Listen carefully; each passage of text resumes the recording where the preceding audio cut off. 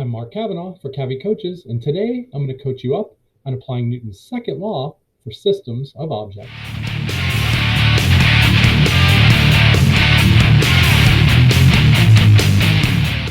So today we're going to look at a collection of objects called a system, where we have two objects that are attached to a string over a pulley, and we're going to find acceleration for those objects. So first we're going to define what an ideal pulley is.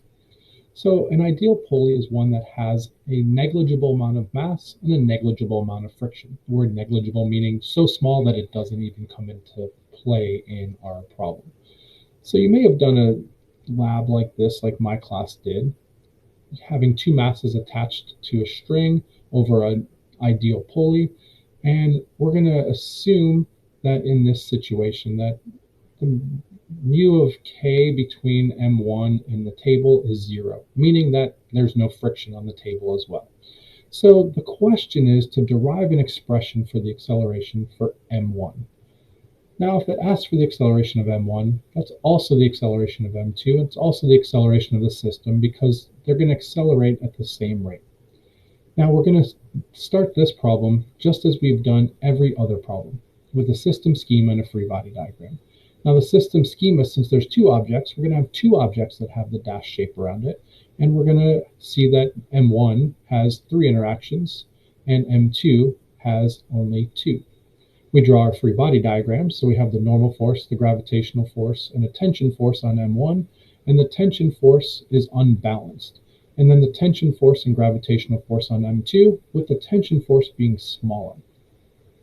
Now, this is a very important step, that we're going to define the positive x direction on our system. And the positive x direction we're going to define as along the string in the direction of acceleration. So M1 is going to accelerate to the right, M2 is going to accelerate down. So therefore, that is the direction of my positive x direction. Any forces acting perpendicular to the string are going to be in the y direction.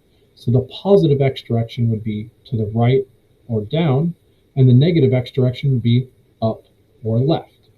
So let's write a second law equation for the system.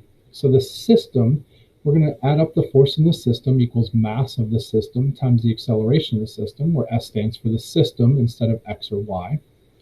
Now, in the system, the positive x direction is the way it's accelerating. So in the positive x direction, we have tension force. That's this tension force acting on M1. And then we're going to add M2G, which is this force. And that's because those act direct in the same direction, in the positive x direction. Then we're going to subtract the tension force. That's this tension force that points up, which is the negative x direction. And then we'd also add anything pointing left on M1, which we have nothing. The system mass is the sum of the two masses, M1 plus M2. And AS is the acceleration of the blocks, which is the same for each block. So when it asks for acceleration of one block, I find the acceleration of both blocks, and that would be the individual acceleration as well. Now we're going to solve this equation for acceleration. So the tension forces are going to be equal since the pulley does not have mass or friction. That means the tension forces are equal. And then all we need to do is divide each side by the sum of the masses.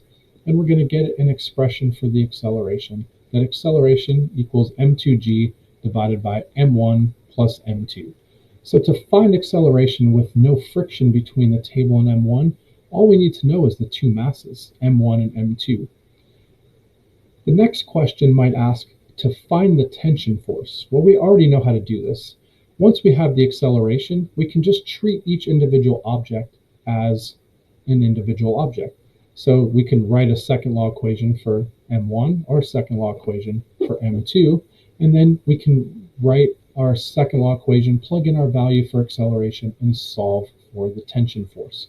Now, most likely this is going to be done numerically on a problem that's given in class, but if we did it symbolically, the tension force would just equal mass 1 times acceleration. So I'd take M1 times all of that, M2g divided by M1 plus M2. So this is how you solve for acceleration for systems of objects. I hope this was helpful, and I hope you have a great day and an even better tomorrow. If you found this video helpful, don't forget to click the like button down below and subscribe to my channel, Cavi Coaches, and follow me on Instagram and Twitter at Cavi Coaches.